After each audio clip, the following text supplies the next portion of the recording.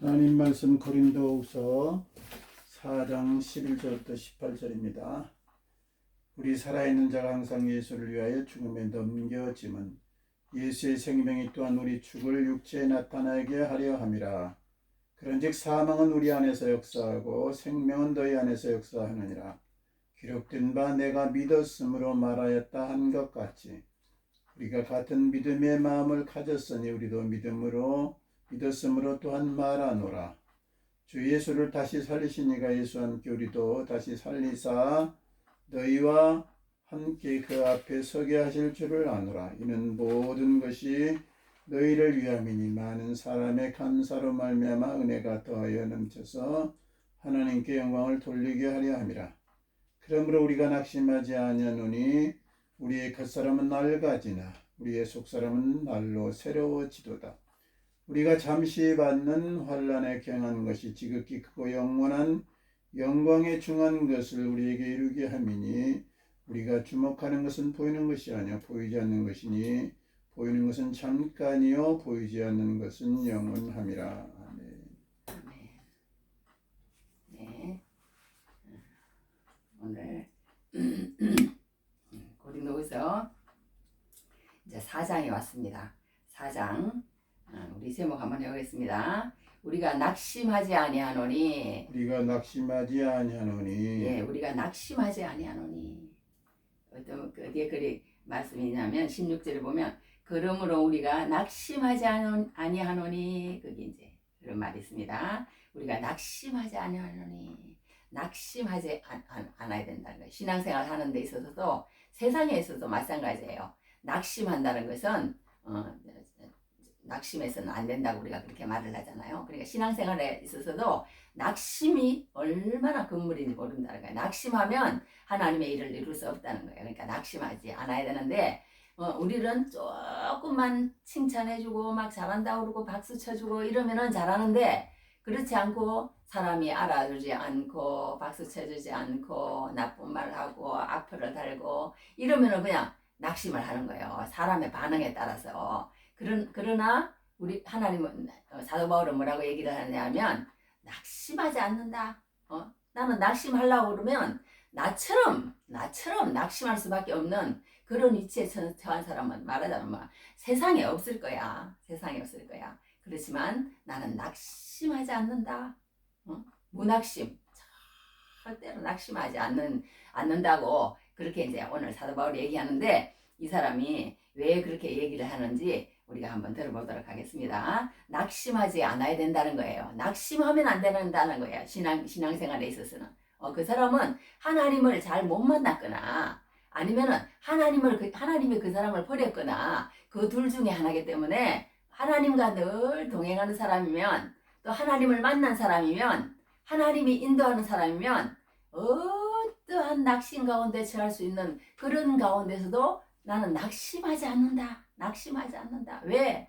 하나님이 알아줄 거니까. 하나님이 나중에 보상해 줄 거니까. 하나님이 알고 계시니까. 하나님이 지금 이끌고 계시니까. 나는 절대로 낙심하지 않는다. 아유, 이 얼마나 힘이 되는지 모르겠어요. 얼마나 힘이 되는지. 왜? 우리도 지금 낙심할 수밖에 없는 코가 석자나 빠져가지고 그냥 이러고 있거든요. 이러고 있거든요. 그런데 이 사도 바울 같은 사람이 있으니까 우리도 힘을 내는 거예요. 이런 선배들이 있으니까 얼마나 좋은지 몰라. 이 사도 바울 같은 선배가 있으니까 낙심하지 않아야 될 줄 믿습니다. 낙심하지 말아라는 거예요. 낙심하지 말라. 그렇게 우리에게 권면하는 사람이에요. 우리나라에도 보면은 처음에 이제 야구 그러면은 뭐 박찬호 선수, 또 축구 그러면은 또 누가 있어요? 자범근 선수. 그런 선수들이 있잖아요. 그런 선수들이 있기 전까지는 사람들이 뭐 메이저리그 이런데 뭐 관심을 그렇게 두지도 않고 뭐 우리 같은 사람들이 우리나라 이 작은 동토에서 어떤 그런 데까지 가가지고 그렇게 성공할 수 있겠느냐고 포기하고 낙심한 거지. 말하자면 포기예요. 포기. 낙심이라는 것은 말하자면 포기하라고 그렇게 하는 거예요. 포기. 여기 저기 뭐야 여기 하나 읽어드릴게요.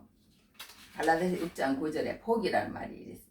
우리가 선언을 행하되 낙심하지 말지니 포기하지 아니하면 때가 이름에 거두리라 그래놨어요. 낙심하지 말지니 선을 행하는데 포기하지 않으면 때가 이르면 그래. 그러니까 낙심은 왜 하느냐면 우리로 하여금 하나님의 말씀을 포기하고 하나님의 사역을 포기하고 기쁨과 감사를 포기하고 하나님 찬양을 포기하고 그런 걸 포기하게 만든다는 거예요. 낙심이라는 걸. 그래서 낙심이 하면 안 된다는 거예요. 그런데 우리가 그런 거에 대해서 낙심할 수밖에 없는 그 중에서도 일어날 수 있는 이유가 또 한 가지가 이 오늘 사도 바울 같은 사람이 이렇게 얘기했기 때문에 우리가 또 일어설 수 있는 힘을 얻는 거예요.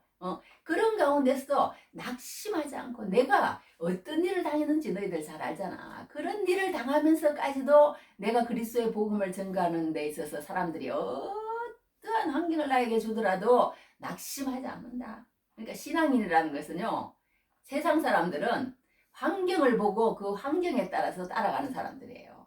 신앙이 없는 사람들은. 그러나 우리 예수 믿는 사람들은 뭐예요? 하나님의 말씀에 의해서 따라가는 사람들이에요. 하나님의 말씀, 하나님의 말씀과 이런 믿음, 말씀, 믿음 그걸 그 안에서 그걸 따라가는 사람이 그 다른 점이 신앙인이라는 거예요. 그 신앙인 그러니까 우리가 환경에 의해서 좌지우지하지 말고 이 말씀을 다 붙잡고 믿음 안에서 승리하라고 사도 바울이 오늘 우리에게 이렇게 권면한 점이 있습니다. 그러면서 이제 사도 바울이 어떻게 얘기를 하냐면 이제 오늘 낙심이요 3번 나오는데요. 1절에 낙심하지 아니하고 이런 말씀이 나와요. 또 여기 보면 또 하나가 또 어디 나오냐면 여하튼 여기 답답한 일을 당하여도 8절에 낙심하지 아니하며 또 낙심이 나옵니다. 또 오늘 또 마지막에 그러므로 우리가 낙심하지 아니하노니 이렇게 3가지가 낙심이 나오는데요. 첫 번째 낙심은 불의에 굴복하지 않는다는 그런 뜻입니다. 그런데 두 번째, 세 번째 낙심은 말하자면 절망하지 않는다는 거예요. 절망하지 않고 포기하지 않고 그렇게 하는 걸로 이제 거의 비슷한 말이에요. 비슷한 말인데 이제 오늘 이거 낙심에 대해서 오늘 처음엔 에카테오라는 그런 낙심이라고 이제 같은 겁니다. 그러는데 이 낙심에 대해서 기록해오는 사람 뭐라고 얘기했냐면 절망은 죽음에 이르는 병이다. 또 이렇게 얘기한 것도 있는 거예요. 그러니까 절망하면 사람이 세상 일도 안 되는 거예요. 세상 일도 절망하면 우리가 할 일이 없으면 어떤 선교사님이 이제 열심히 선교를 했대요. 그러니까 자기가 이제 막 그냥 오늘도 뛰고 내일도 뛰고 막 일주일도 뛰고 한 달도 다 정해져 있고 막 스케줄이 쫙 있는 거예요. 그 선교사님한테는 그렇게 하는데 갑자기 병이 탁 들은 거예요. 그래가지고 막 실망이 돼가지고 막 코가 석자나 빠져가지고 그렇게 하고 있으면서 하나님 나 이렇게 주의 일을 하느라고 이렇게 했는데 어떻게 나에게 이런 병을 주십니까? 그러면서 막 절망스러워가지고 하나님 앞에 원망스러운 말을 했대요. 그랬더니 하나님이 네가 할 수 있는 일이 뭔지를 알아보라 그러더래요. 그래서 가만히 생각하니까 병상에서도 찬양은 할 수 있더래. 그러면 사람들이 있어도 찬양은 어떻게 할 수 있는지 모르겠지만 하여튼 집에 있었는지 하여튼 찬양은 할 수 있지 않느냐. 그래서 찬양을 열심히 했다는 그런 얘기를 들어본 적이 있습니다. 우리도 뭔가 하나님이 일을 시키지 않으면은 하나님 왜 나한테 일을 시키지 않습니까? 그를 안 시키는 만큼 또 할 수 있는 일을 이렇게 찾아서 이렇게 하면 되는 것 같습니다. 그러니까 절대 하나님 절망하기를 바라지 않는 거예요. 나를 안 쓰시고 그렇게 하시면은 하나님은 또 하나님들 일을 다 하시고 계시는 거예요. 나 하나 죽어도 하나님 일은 다 합니다. 다 하는데 또 이제 이렇게 해놔서 단테의 신곡에 보면 지옥 입구에 있는 글이라는 거예요. 지옥 입구에 무슨 글이 적혀 있냐 하면 이곳에 들어가는 자는 모든 희망을 다 버려라. 이렇게 지옥문에 적혀 있답니다. 지옥문에 그러니까 한번 들어갔다 그러면 희망이 없는 거예요. 그러니까 우리가 희망이 있고 소망이 있고 기대가 있고 바람이 있고 기다림과 바람이라고 그런 말을 쓰잖아요. 그죠? 그런 말을 쓰는 것처럼 그런 것 때문에 우리가 사는 것이라는 거예요. 우리가 환경이 얼마나 좋고 그런 것보다도 우리 마음 가운데 뭔가 기대가 있고 저도 이제 나이가 드니까 요즘 별 할 일이 없고 그러니까 막 여러 가지 이제 그런 공부도 해요. 공부도 하는데 그런 거라도 하면서 뭔가 기대를 가지면서 그렇게 살라는 거예요. 하나님의 일을 해야 되겠죠. 물론 나가서 성경도 알아키고 성경 이제 했으니까 그런 것도 알아키고 성경도 같이 우리 막내하고 지금 성경도 읽고 그런 시간만 있으면 얼마나 좋겠어요. 저는 남은 생에 그렇게 살았으면 좋겠어. 누군가에게 성경을 가르치고 나 같이 성경을 읽고 또 오늘도 그렇게 하고 내일도 그렇게 하고 세상 공부는 이제 다 내려놓고 그렇게 하고 싶은데 하나님이 일거리를 안 주시잖아요. 일거리를 안 주시잖아요. 내가 찾아서 해야 되겠죠. 내가 찾아서 이제 앞으로 그럴 날도 올 줄 믿습니다. 찾아서 해야 되겠지만 또 나는 또 요즘 좀 소극적으로 이제 이렇게 세상 일 공부도 하면서 그렇게 또 하고 있습니다. 하고 있는데 이 사도 바울이라는 사람이 자기는 절대 낙심하지 않는다. 이런 낙심하지 않는다는 이게 우리에게 얼마나 큰 힘을 주는지 모르겠어요. 그러니까 처음 저기 뭐야 외국에 나가서 매일게 도전해서 성례하고 그 적응했던 그런 사람들처럼 우리에게 이 처음 선배가 이런 아주 강한 믿음을 주니까 얼마나 감사한지 모르겠습니다. 그래서 자기는 절대 낙심하지 않는다. 낙심하지 않는다. 왜? 내가 옛날에 어떤 사람이었느냐? 내가 옛날에 어떤 사람이었느냐? 우리 성경에도 보면요. 우리가 아직 죄인 되었을 때에 그리스도께서 우리를 죽으심으로 말미암아 하나님께서 우리에 대한 자기의 사랑을 확정하셨느니라. 이런 말씀이 있거든요. 우리가 아직 죄인 되었을 때에 우리가 뭔가 하나님을 위해서 잘하고 하나님을 찬양하고 하나님을 예배하고 뭐 이럴 때 우리를 갖다가 위해서 예수님께서 십자가에 못 박혀 돌아가시지 않았다는 거예요. 우리가 아직 죄인 되었을 때에 그리스도께서 십자가에 못 박혀 돌아가심으로 그렇게 하셨다는 거예요. 그렇게 하셨다는 거예요. 그러니까 이 사도 바울도 자기가 그렇게 하나님의 직분을 받아서 사도로서 일을 하는 것은 자기가 그렇게 한 게 아니라는 걸 깨달은 거예요. 자기가 그렇게 한 게 아니라는 걸 깨달은 거예요. 그래가지고 이제 그 다메섹에서 예수님을 만났는데 세상에 빛이 촥 비쳤잖아요. 빛이 비쳤잖아요. 그러니까 이제 눈이 멀어버렸어. 그러니까 우리가 세상에 한번 눈이 멀어야 그 다음에 예수님의 빛이 우리에게 들어오는 거예요. 예수님의 빛이. 그런데 우리가 세상에 눈이 멀면 그냥 죽는 줄 알아. 죽는 줄 알아. 예수님 그게 무슨 소용이 있어. 세상에 빛이 들어오면 빛이 그냥 없어지면 죽는 줄 알아요. 세상에 좋은 거, 세상에 자식, 세상에 뭐 좋은 거 그런 게 없어지고 그냥 나한테서 이제 하루라도 끊어지고 사람이 나를 갖다가 안 알아주고 이 사람 안 만나고 저 사람 안 만나고 관계가 뒤틀리고 막 이러면은 막 머리가 막 쥐가 나고 막 죽는 줄 압니다. 그런데 그 모든 것이 한번 탁 끊어져 보면 이제 이 예수의 세계와 빛의 세계를 보게 되는 거예요. 그러니까 우리가 세상을 탁 한번 끊는 것도 얼마나 중요한지 몰라. 그래서 우리가 신앙생활 하는데도 저도 보면 뭐 복음학교 같은 5박 6일, 말씀 연구회 5박 6일, 강도사 뭐 한다고 3박 며칠 이렇게 세상의 모든 것을 놓고 하나님 말씀에 한번 집중해 볼 때 그때 하나님의 은혜가 내 마음 가운데 많이 내려오는 거예요. 내려오는 거예요. 그런데 우리가 그 중요함을 모르는 거예요. 그렇기 때문에 그냥 예수님의 말씀보다도 세상에 탁 붙어 있어야 내가 살지. 조금이라도 세상에 빛이 안 들어오고 눈이 멀고 세상을 탁 단절해버리면 내가 완전히 안 되는 것처럼 그렇게 생각하면 예수 믿기는 힘들다는 거예요. 예수 믿기는 거예요. 예수 믿으려면 내가 정말 한번 죽었다 생각하고 한번 그런 결단도 필요한 것 같아. 그렇게 했을 때 하나님께서도 은혜를 주시는 줄 믿습니다. 그런데 이 사도 바울은 사람은 그렇게 해서 오늘 이제 예수님을 만났잖아요. 그래갖고 빛이 탁 하늘에서 그냥 하나 빛이 쫙 비치니까 눈이 멀어가지고 이제 저기 아나니아인가 여하튼 그 뭐예요. 여하튼 그 사람한테 가가지고 이제 안수받고 이렇게 하나님의 일을 시작하는 그런 사람이 되었기 때문에 이 사람은 항상 내가 나 된 것은 하나님의 은혜로 됐다. 내가 하나님의 사역하는 것은 하나님의 은혜로 하는 것이다. 내가 잘한 게 있고 내가 뭔가 전도를 하는 게 있고 내가 뭐 한 게 있으면 내가 한 것이 아니고 하나님이 나를 택해 주시고 하나님이 나를 불러주시고 하나님이 나를 일하게 하시고 그렇게 하심으로 통해서 열매 맺은 것이 나는 하나도 한 게 없고 모든 것이 하나님의 은혜다. 하나님의 은혜다. 이 사람은 그렇게 고백을 하는 거예요. 고백을 하는 거예요. 그러니까 항상 자기는 긍휼하심을 입었대. 그러니까 이 사람이 왜 이렇게 고백을 하느냐면 이 사람은 옛날에 말하자면 저기 뭐야 그렇게 그런 사람이었잖아요. 그런 사람이었잖아요. 이 사람이 옛날에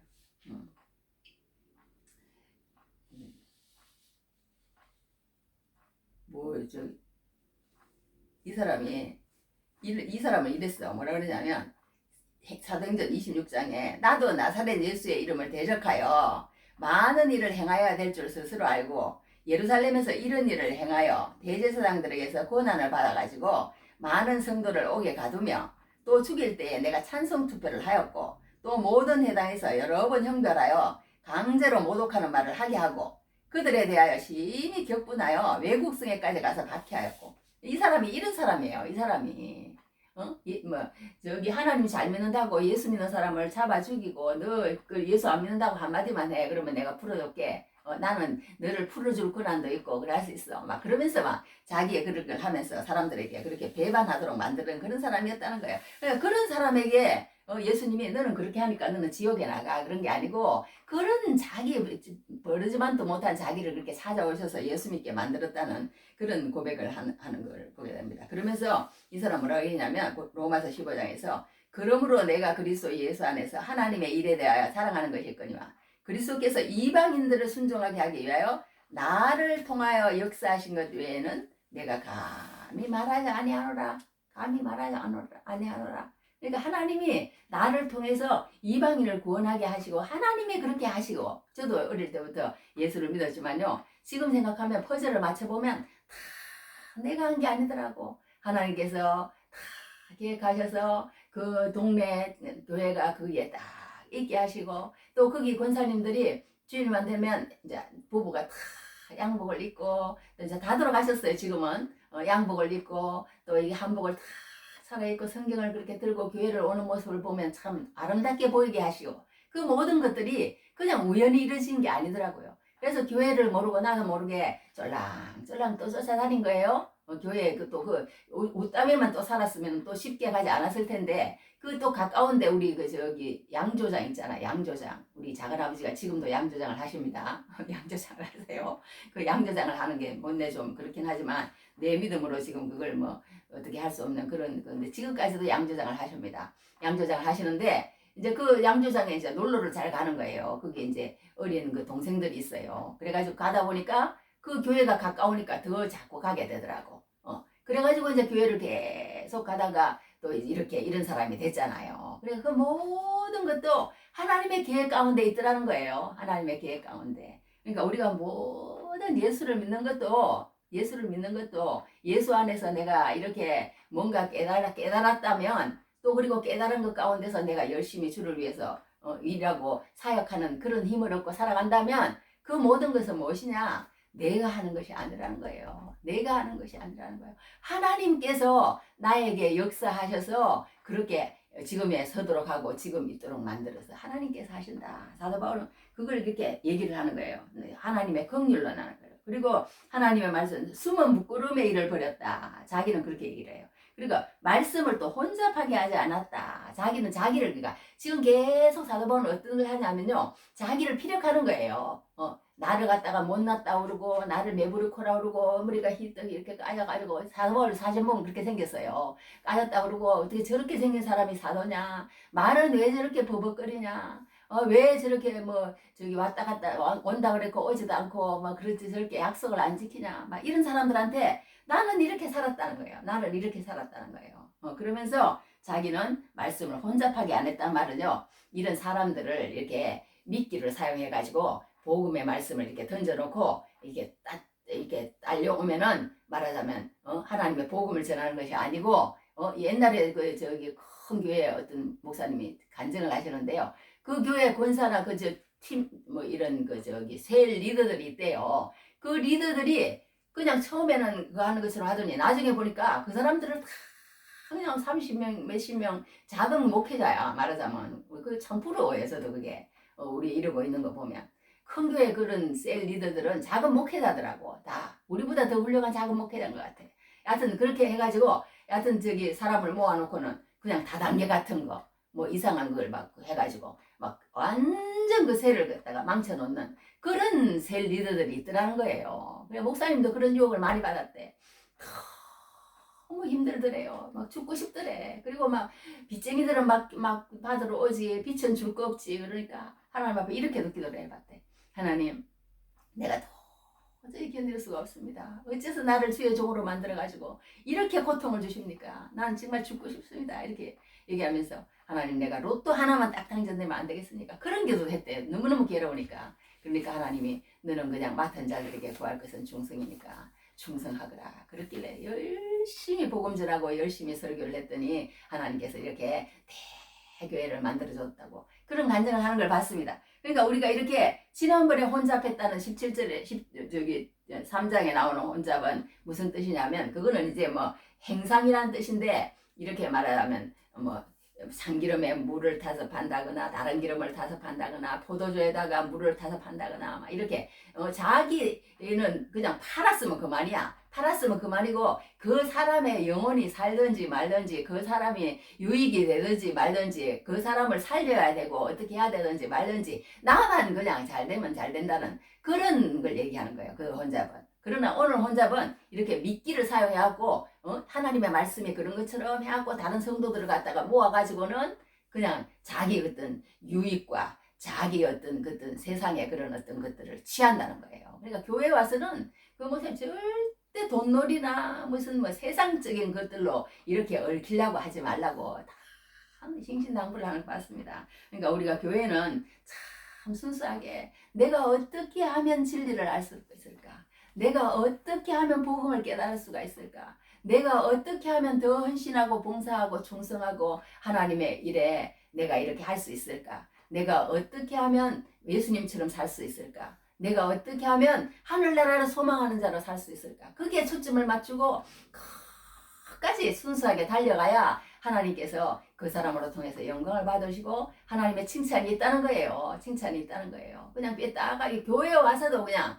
세상에 그런 것들을 들고 와가지고 사람을 갖다가 미끼를 이렇게 던져가지고 탁 모아가지고는 그냥 그렇게 다단계를 하고 그렇게 하면 안 된다고. 자기는 그렇게 안 했다는 거예요. 나는 혼잡하게 그렇게 하지 않았다. 정말 그들의 영혼을 위해서 내가 고린도교에서는 돈을 벌어가면서 그들에게 내가 하나도 받지 않으면서 그렇게 밤낮으로 수고하면서 내가 일을 했다. 나는 사람을 갖다가 살리려고 그렇게 했지. 그들에게 유익을 주지 않고 그들을 갖다가 그 미끼로 사용해가지고 그들에게 내가 내 유익을 취하려고 그렇게 한 건 나는 하나도 그렇게 하지 않았다. 말씀을 혼잡하게 하지 않았다. 그렇게 또 자기를 변호하는 것을 보게 됩니다. 그러면서 진리를 나타내므로 하나님 앞에서 각 사람의 양심에 대하여 스스로 추천한데 나는 이런 사람이라는 거예요. 이런 사람이다. 그렇게 또 자기를 또 나타내는 것을 보게 됩니다. 그런데 내가 그렇게 정말 그렇게 복음을 전했는데 이 사도 바울이 가는 데마다요. 이상한 두 가지 현상이 일어나는 거예요. 다른 것도 다 사도들도 마찬가지고 예수님도 마찬가지예요. 복음을 전했는데 어떤 사람은 사도 바울의 말씀을 듣고 그냥 성경을 읽고 또 찬송을 하면서 예배를 하면서 그렇게 살아가는 사람이 있는가 하면 어떤 사람은 사도 바울이 미워가지고 핍박을 하고 따라다니면서 내가 저 사람이 죽기 전에는 밥도 먹지 않고 그거도 하지 않고 괴롭히는 그런 사람이 있더라는 거예요. 그런 사람이 있더라는 거예요. 참 이상하지 않아요? 그런데 나는 하나님 말씀을 혼잡하지 않게 하고 그렇게 해서 했다는 거예요. 나는 그렇게 했으니까 나는 문제가 없다는 거예요. 그러면서 이 사람이 결론을 어떻게 내리냐면 이렇게 내리는 거야. 만일 우리의 복음이 가려졌으면 망하는 자들에게 가려진 것이라. 야, 무슨 말을 하잖아요. 나는 그렇게 했기 때문에 만약에 그들이 그것을 받아들이지 않는다면 그것은 망하는 자들이라는 거예요. 망하는 자. 하나님은 반드시 이렇게 택한 백성이 있다고 그렇게 얘기를 합니다. 택한 백성이 있다. 택한 백성이 있다. 그렇게 얘기를 합니다. 하나님은 택한 백성이 있다고 그렇게 얘기를 하는. 그러니까 하나님은 이게 택자가 있다는 거예요. 하나님 여기 하나 읽어드릴게요. 이게 몇 장이냐면 10장 20절인데 이게 무슨 누가복음이네. 누가복음 10장 20절에 그러나 귀신들이 너에게 항복하는 것으로 기뻐하지 말고 사도행전 13장 48절인가 이방인들이 듣고 기뻐하여 하나님의 말씀을 찬송하며 영생을 주시기로 작정된 자는 다 믿더라. 영생을 주시기로 작정된 자가 있다는 거예요. 그러니까 사도 바울이 이렇게 다니면서 이렇게 보니까 너무 대조적으로 그렇더라는 거예요. 어떤 사람은 적극적으로 믿는가 하면 어떤 사람은 적극적으로 핍박을 하는가 하면 그런 거 보니까 나중에 보니까 하나님이 영생을 주시기로 작정된 데가 있다는 거예요. 그러니까 우리가 어떻든지 않든지 뭐 복음을 전파하라 그런 말이 왜 그렇게 나오느냐 하면 우리가 복음을 전파했을 때 그 복음으로 통하여 사망과 생명이 쫙 나뉜다는 거예요. 나눈다는 거예요. 그러니까 모른다는 거 우리는 말을 하기 전에는 말을 하면 그 사람이 아주 그냥 예수 이름만 전하면은 그냥 닭살이야. 거부감이 일어나. 그런 사람이 있는가 하면 예수 이름을 전하면은 자기도 모르게 이렇게 받아들이고 또 저기 예수님을 또 따라다니는 사람도 있었잖아요. 사도 바울을 또 따라다니는 사람도 있었어요. 사도 바울 디모데도 있고 디도도 있고 뭐 바울도 신라도 있고 또 뭐 수많은 브리스길라와 아골라도 있고 뭐 로마서 16장 또 뭐 고린도전서 고린도후서 마지막에 딱 가면 인사하는데 보면 또 바울에게도 인맥이 또 엄청납니다. 엄청나요. 엄청나. 그 사람들이 우린 거예요. 오늘의 우리가 낙심하지 아니하노니. 이 사람들은 낙심하지 않고 바울과 함께 그런 길을 걸었다는 것을 우리가 보게 됩니다.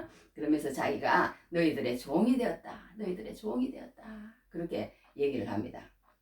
그러면서 내가 예수를 믿은 것은 하나님께서 내 마음 가운데 이렇게 빛을 비춰줘가지고 나를 예수 믿게 하나님께서 만들었다.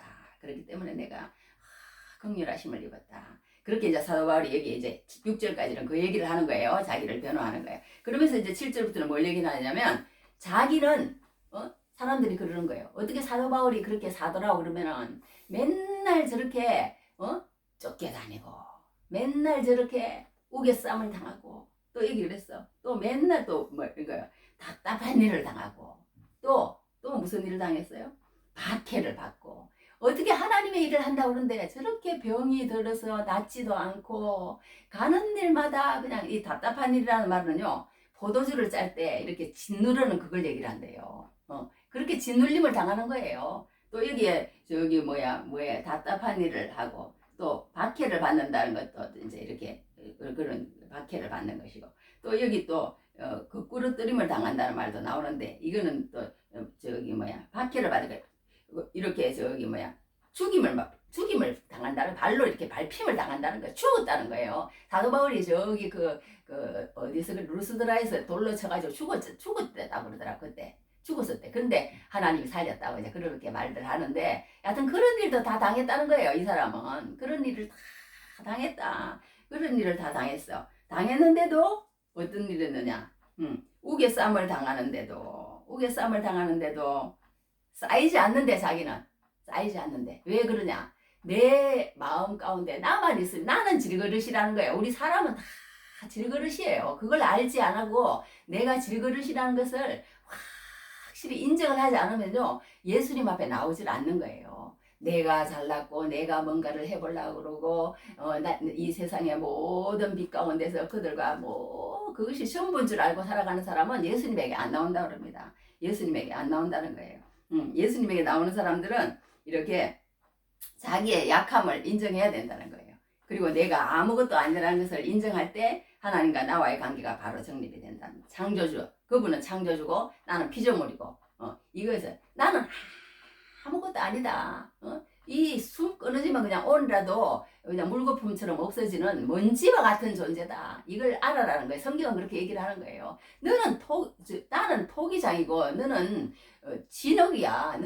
내 마음대로 너를 다 만들 수 있는 그거라는 거 그런 걸 인정을 하라는 거예요. 인정을 해야 하나님 앞에 나온다는 겁니다. 내가 약해져야 하나님 은혜와 능력의 통로가 된다는 거예요. 그런데 우리는 약해지지 않고 내가 그냥 내 어떤 스펙으로 내 능력으로 내 힘으로 그렇게 하려고 그러는 거예요. 그런데 성경은 일관하게 뭘 얘기하냐면요 하나님이 하신다는 거예요. 모세도 그랬잖아요. 모세도 40살에 돼가지고 내가 그냥 세상에 막 너무 왕궁에서 자란 거예요. 너무 왕궁에서 자라고 거기에 있는 모든 무술과 기술과 학문과 지식과 모든 걸 그냥 다 섭렵한 사람 아니에요. 그래가지고 자기 힘으로 뭔가 해보려고 그랬는데 어떻게 됐어요? 안 됐어요. 40살에. 그래가지고 이제 80이 돼가지고 이제 다 늙어가지고 이제는 이제 끝이다. 나는 그냥 양몰이나 하고 그렇게 사는 게 끝인가 보다. 그랬는데 그때서야 하나님께서 모세를 부르시잖아요. 뜰기나무 가운데서. 그래가지고 이스라엘을 구원하는 그런 사람으로 만드는 거 아니에요. 하나님이 쓰실 때가 있다는 거예요. 하나님이 쓰실 때가. 기도원 300용사도 마찬가지라는 거예요. 기도원 300용사도 그렇게 처음에 많이 왔잖아요. 많이 왔는데 다 하나님이 돌려보내라고 그랬어. 3만 명이 왔는데 하여튼 10,000명 남았어요. 그랬더니 또 다 어떻게 내가 시키는 대로 해. 물에 가가지고 물을 이렇게 떠먹는 사람, 물을 핥아먹는 사람, 거기서 또 어떻게 하는 사람은 다 돌려보내고 어떻게 어떤 사람은 남겨라. 그랬을 때 하나님께서 300용사만 남기시잖아요. 왜? 사람이 많으면은 그 사람이 했다고 자기들이 한 줄 아는 거야. 사람은 다 자기들이. 그런데 성경은 다 모든 것을 하나님이 했고 하나님이 부르셨고 하나님이 인도하셨고 하나님이 계획하시고 하나님이 다 이끌어 가신다고 그렇게 고백하라는 거예요. 고백하라는 거예요.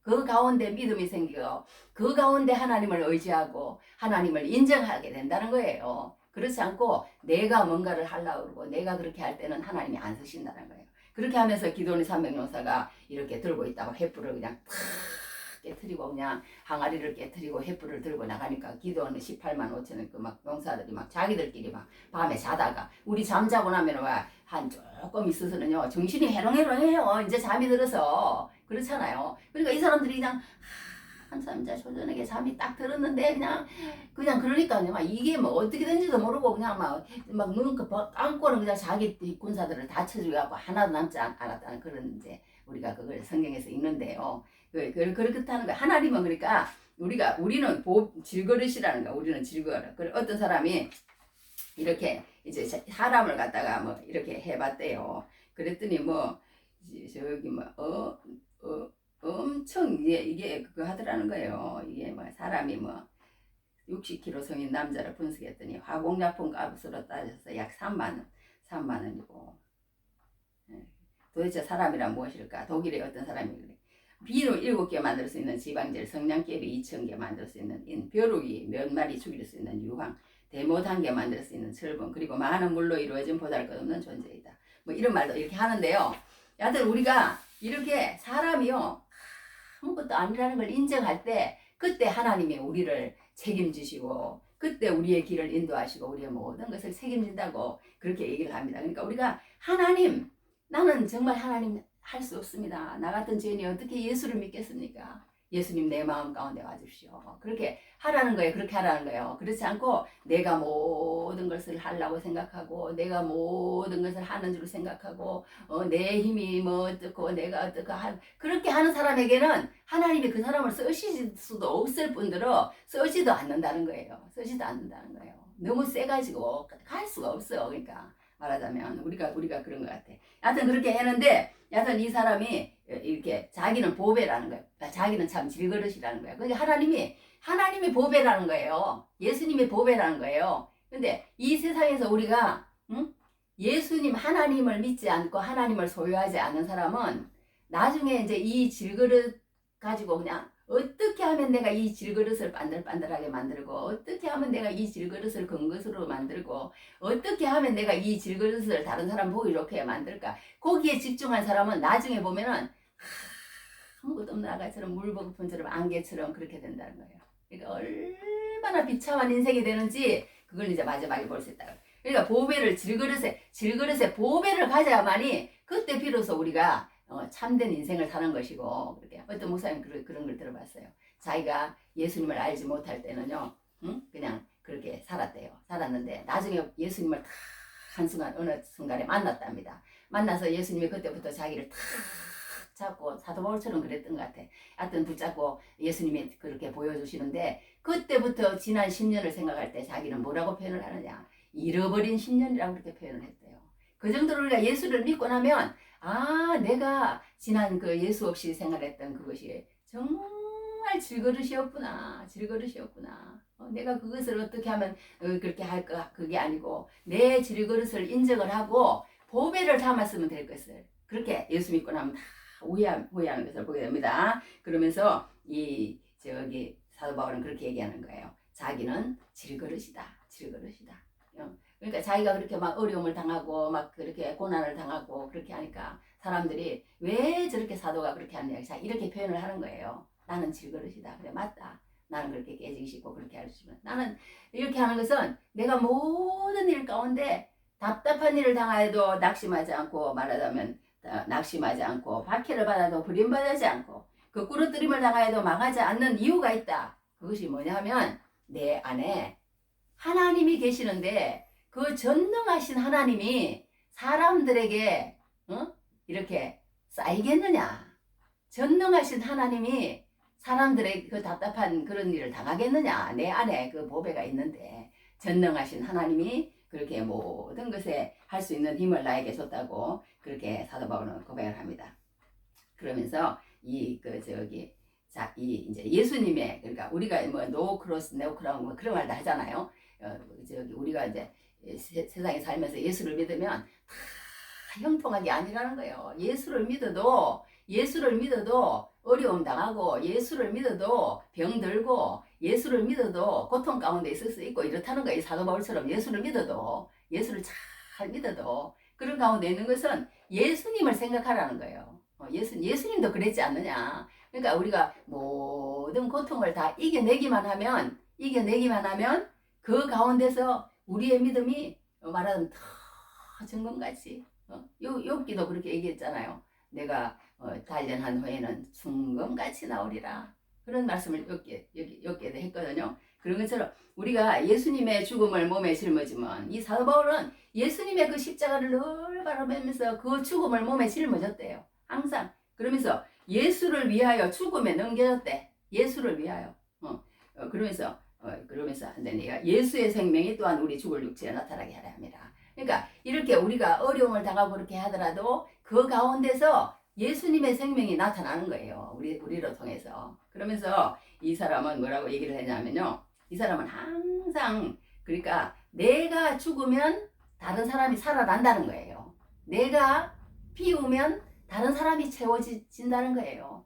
그러니까 내가 그렇게 사는 것은 예수님도 내가 그렇게 고통을 받음으로 너희가 부해지고 내가 채찍에 맞음으로 뭐 너희가 내가 뭐 함으로 너희가 뭐 내가 채찍에 맞음으로 하고 53장 말씀 그런 말씀 있어요. 그런 말씀 있는 것처럼 그렇게 너희들 좋게 하기 위해서 그렇게 했다는 거예요. 너희들 좋게 하기 위해서. 그러면서 중요한 것은 뭐냐면 내가 죽었지만 그걸로 통해서 누군가 살아난다는 거예요. 그걸 다 사도 바울이 체험을 한 거래요. 가서 내가 그거 했을 때도 루스라에서 죽어가지고 막 그러고 있는데 그때도 보니까 디모데가 본 거예요. 디모데가 보고는 신실한 일꾼이 되잖아요. 디모데가. 여러 가지 고통 가운데 있을 때도 또 저기 빌립보에 가서도 감옥에 갇혔는데도 찬송을 하고 부르고 있으니까 그걸로 통해서 또 감옥에 있는 간수가 또 돌아오고 또 이런 어려움을 당할 때도 하나님께서는 그걸로 통해서 말하자면 다른 사람에게 생명을 주시다라는 거예요. 그러면서 너희와 함께 일어났어요. 마지막에 주 예수를 다시 살리시니까 예수와 함께 우리도 다시 살리사. 이 사도 바울은 그러니까 욕심이 엄청 많은데 현재의 욕심이 많은 게 아니고 나중에 하나님 앞에 가서 섰을 때에 너희와 함께 그 앞에 서게 하실 줄을 하노라. 내가 모든 고통당하는 것은 내가 죽으면 너희의 생명이 살아나는 그런 걸 내가 봤다. 그러므로 통해서 그들과 함께 나 혼자만 하나님 앞에 서는 게 아니고 내가 죽고 고통당하고 어려움 가운데서도 그 생명이 살아남으로 인해서 그 생명과 함께 내가 하나님 앞에 서기 위해서 이런 모든 고통과 어려움을 이렇게 참아내며 살아왔다. 그러니까 너희도 그렇게 살아라.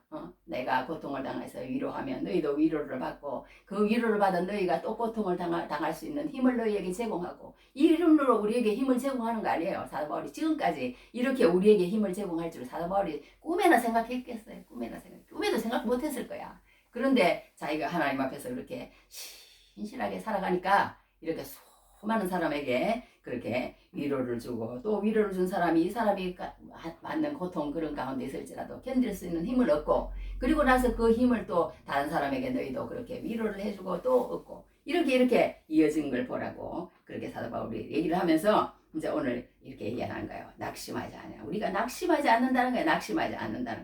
낙심하지 않는 거예요. 그러면서 우리가 이제 여기서 세 가지를 얘기하는데요. 우리가 이렇게 세상 사람들이 바라보는 것은 아까 우리 찬송도 그런 찬송을 했어요. 이 눈에 아무 증거 아니 배어도 뭐 이런 찬송을 했거든요. 그러니까 우리는 눈에 안 보는 그런 세계를 보는 거라는 거예요. 이 세상 사람들은 그냥 눈에 보이는 세계 그것만 하는 거예요. 그러니까 우리가 예수 믿을 때도 오늘 하는 것은 뭐냐면요. 어떤 사람이 예수를 잘 믿고 싶었대요. 예수를 잘 믿고 싶었는데 잘 안 된다고 어떤 목사님한테 이제 이제 질문을 하더래요. 난 예수 잘 믿고 싶습니다. 근데 잘 안 됩니다.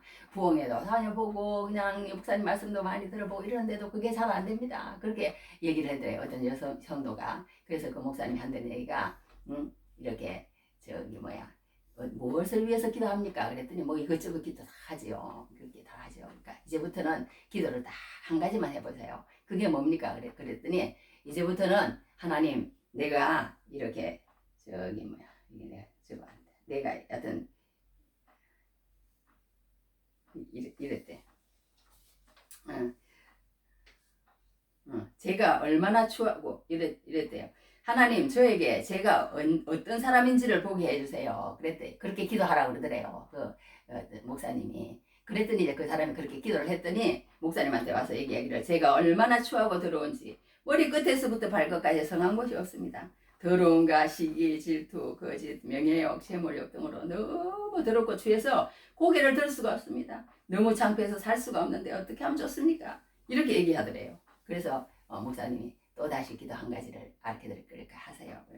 어떻게 하면 십자가 예수님을 바라볼 수 있습니까? 그렇게 기도를 하시라고 그러더래요. 그래서 십자가 예수님을 바라봤더니 나에게 십자가 예수님을 바라보게 해주세요. 그렇게 기도를 하라. 저를 대신하여 피 흘리는 모습을 보여주시면서 내가 너를 사랑한단다 말씀하셨습니다.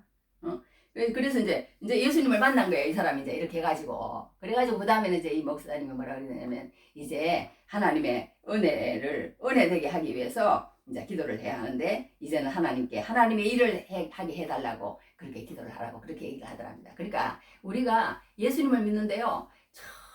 정말 이 보배 예수님이 뭔지 그걸 알려고 가동치면서 1초 1각 말하자면 그 진짜 예수를 잘 믿고 싶은 사람은 그렇게 해요. 1초 1각도 말하자면 이렇게 뭔가 이렇게 헛된 데 마음을 두지 말고 어떻게 하면 내가 예수님을 잘 믿을 수 있을까? 어떻게 하면 내가 예수님과 동행할 수 있을까? 그것이요 한 100일만 그렇게 집중해서 체질화돼 버리면요 그때는 그냥 예수님을 믿는 사람으로 평생을 살아간다는 거예요. 우리가 수능 시험 보는 것도 그러잖아요. 수능 시험 보는 것도 이렇게 열심히 그때 공부하고 이렇게 평생을 말하자면 어떻게 산다 뭐 그런 말도 있잖아요. 우리나라는 그게 중요하니까. 그런 말도 있는 것처럼 예수 믿는 것도 똑같다는 거예요. 예수님도 이렇게 내가 한번 예수님을 어떻게 내 인생이 무엇이며 내가 어디로 왔다 어떻게 가는 것이며 이것을 한번 정확하게 알고 하나님 나 모습을 볼 수 있도록 해주십시오. 그리고 십자가와 나와 무슨 관계가 있는지 한번 알 수 있도록 해주십시오 하는 그런 진솔한 그런 시간이 필요하다는 거예요. 그런 시간이 필요하고 나서 그때 이제 기도할 게 뭐냐? 하나님 내가 이런 주의 은혜와 주의 사랑을 받고 내가 어떤 인간인지 알았으니까 이제 하나님 주님의 일을 하는데 어떻게 했으면 좋겠습니까?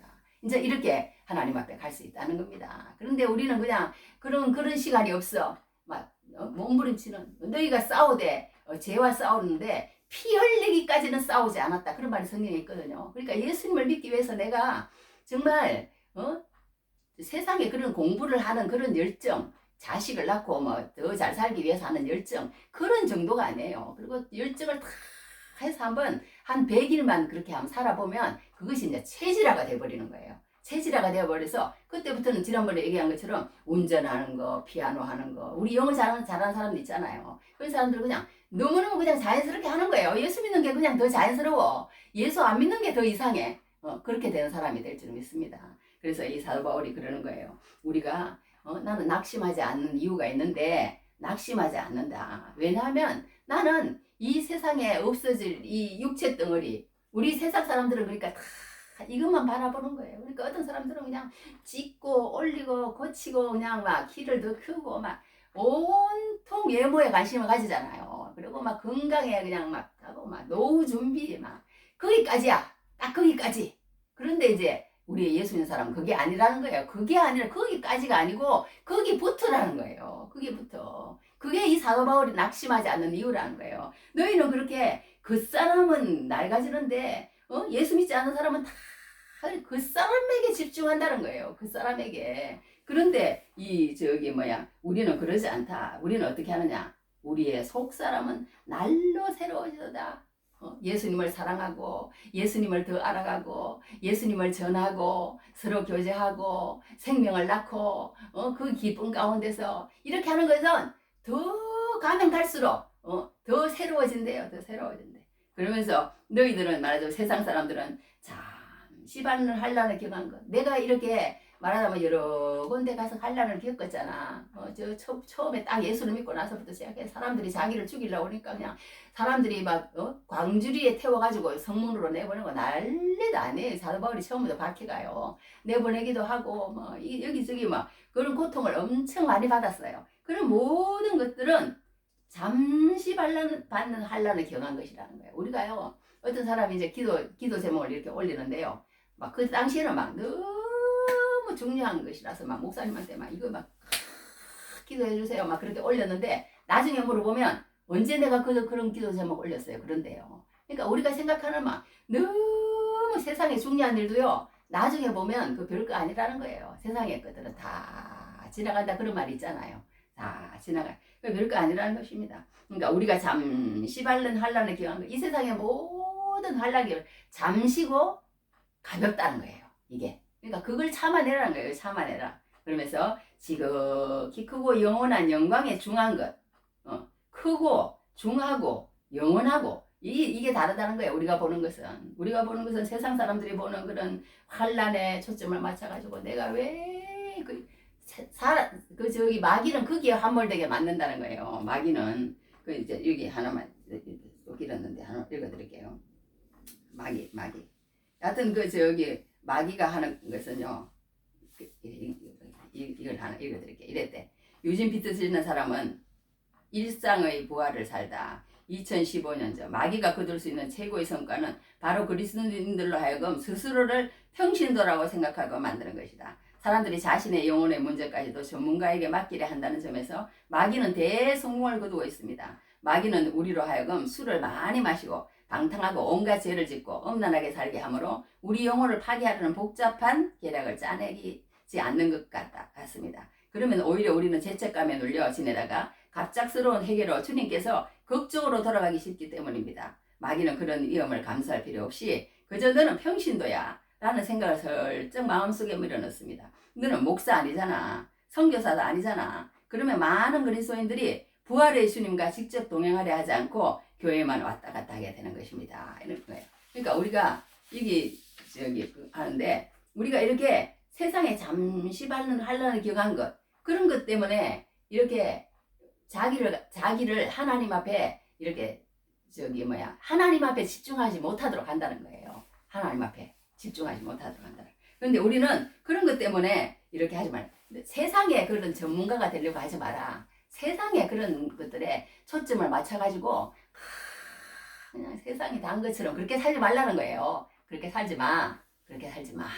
그렇게 살지 마 얘기합니다. 그러면서 이렇게 하나님 앞에 가서 영원히 받을 영광에 중한 것을 생각하면서 그렇게 살아라고 그렇게 얘기를 하면서 마지막으로 보이는 것은 잠깐이요 보이지 않는 것은 영원하다. 자기는 보이지 않는 것을 보고 산다는 거예요. 나는 그러니까 말하자면 겉사람을 보고 안 살고 속사람을 보고 살고 잠시 받는 한나는 경한 거 그런 걸 가지고 너희가 어떻게 이렇게 그거 하느냐 그러지 말라. 그런 걸로 통해서 내가 깨지면 보배가 더 드러난다. 내가 약할 그때에 곧 강함이라 이런 말도 했어요. 그러면서 지극히고 영원한 영광에 주는 것을 그렇게 보고 산다. 그리고 또 우리는 눈에 보이는 것을 보고 사는 사람이 아니고 보이지 않는 것은 영원한 그런 하늘나라를 보고 사는 사람이다. 그래서 이 세상에 초점을 맞춰서 그렇게 사는 사람이 아니고 아브라함도 그렇게 얘기했잖아요. 히브리서 11장에 나는 나그네와 나는 외국인이다. 그러므로 하나님이 그들의 하나님이라 일컬음 받으심을 부끄러워하지 아니하시고 그들을 위해서 한성을 예비했다. 이런 말씀이 있어요. 그들이 돌아갈 기회가 있다고 그랬어요.